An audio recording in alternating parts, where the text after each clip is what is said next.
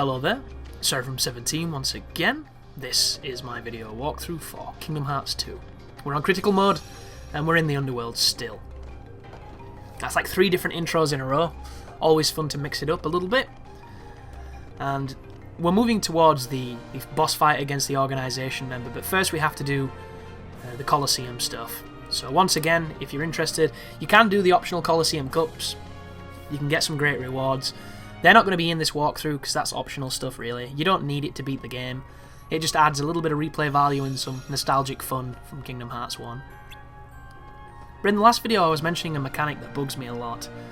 All we're doing here is we're completing training with Phil. It's very easy. All you have to do is smash these crazy things into each other. If you hit them with a finisher, you can knock them into the other ones and get nice criticals and multi-kills. Just go nuts, you should be fine. And the mechanic I was airing some frustration with was when you get hit and it knocks you into the air. And this game has a recovery when you get hit. You press circle at the right time and Roxas or Sora does a fancy flip, but it keeps you in the air. And some enemies have multi-hit attacks. So when you get knocked into the air and you recover into their second hit because you're so floaty with your fucking clown shoes that you're up in the air still and they've hit you again.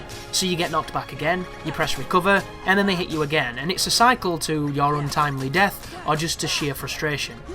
And it's something that made the Roxas fight really annoying, because if you got hit by those fireballs during his spell, you would get hit by all of them because they knocked you into the air and there was almost nothing you could do unless you pressed square. So what square does is it does kind of like a counterattack, which doesn't put you higher in the air, it puts you kind of equal distance, but it gives you enough momentum so you can actually fall down. But instead of that, it'd be nice to have the option to guide the auto-adjust correction of the recovery. So you press circle, he does the floaty flip that lets you continue your air combo. If you hold down when you press circle, he should like go towards the ground. The last thing you want to do in any game like this is be stuck in a situation where you can't move. Especially when you're taking massive damage, because that's all it does. But it happens all the time. And it's one of those things where it's almost Kingdom Hearts in that respect, because it's how it's always worked. If you get hit in the air, you're very vulnerable till you land because there's nothing you can really do, aside from those 2 techniques I just mentioned, which can also end up in you taking another hit, which is really unfortunate. But these are the ghosts I mentioned, guys, when we come back to the Underworld. These are the ones that were kicking my ass, so you'll notice I'm not running into them.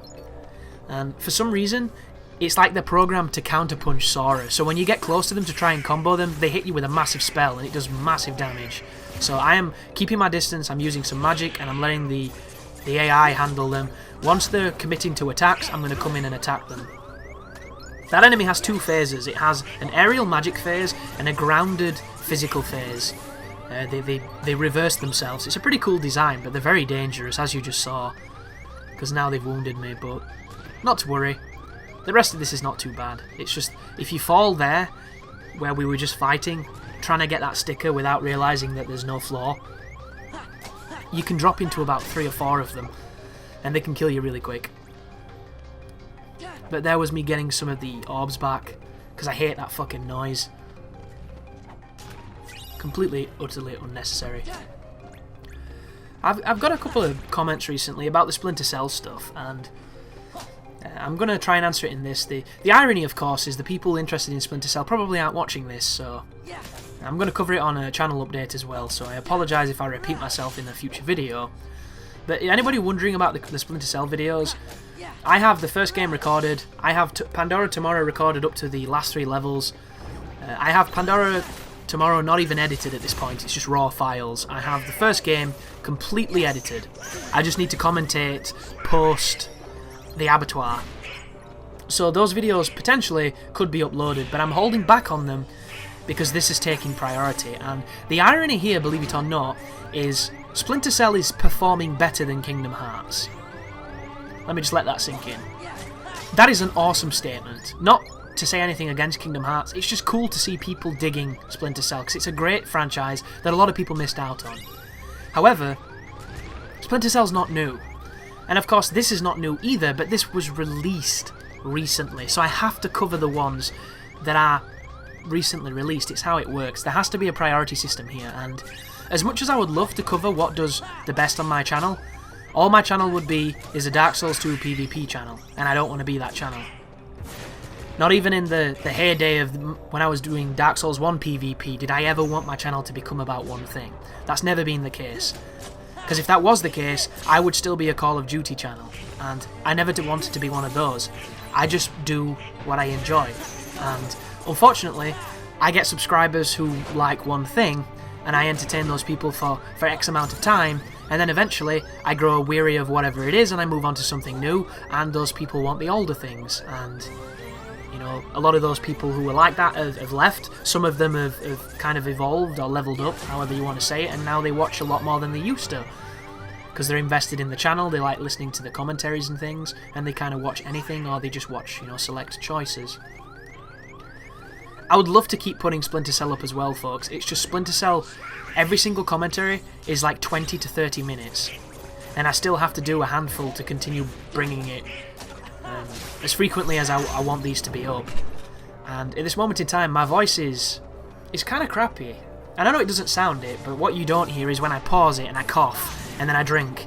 And I'm drinking quite frequently, and after each video I feel that extra bit of strain. And this is not me asking for sympathy, or there's nothing wrong with me. It's just, man was not intended to speak to himself at length, filling every silence with his voice, you know, for 10-minute segments, for 2-minute segments, for 20-minute segments. It's tricky to do. And I could go and then talk about something, but I hate what just happened there. That to me is not what I want my channel to be. I don't want to, you know, constantly talking in your ear like this really fast, and there's always a tangent so I can just speaking. I don't want it to be like that, because I think that's not so good. But I would rather it be constant than it to be patchy, like my neck beard that I do not have. And thus, I try, in spite of my better health, to always be talking about something, always be filling the air. And that is not the only way to make a walkthrough, folks, but it's the way I chose to do it, because I didn't see it, and I wanted to keep it engaging. Some people like it, some people hate it. It's just, it is what it is. It is difficult, though. Objectively difficult, because it makes my throat considerably rawer than it would be if I was having a conversation with somebody.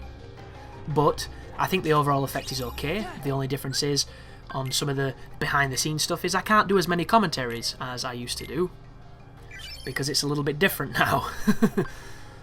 You know, I do more longer recording sessions, and I do less long commentary sessions.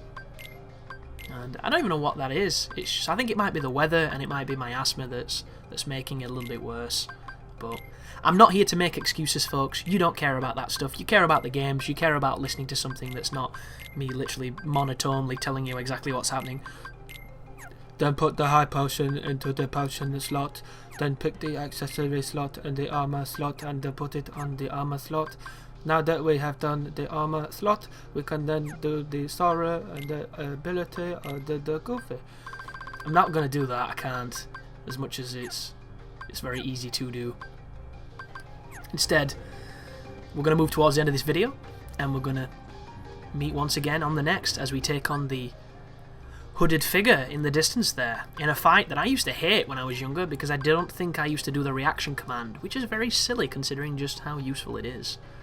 But make sure you've got your items all equipped, just in case. I did it because I knew it was going to be one of those tricky fights. Turns out this fight is not tricky at all. I just misremembered it. I was thinking of Zaldin. But thank you very much for watching, and you take care now.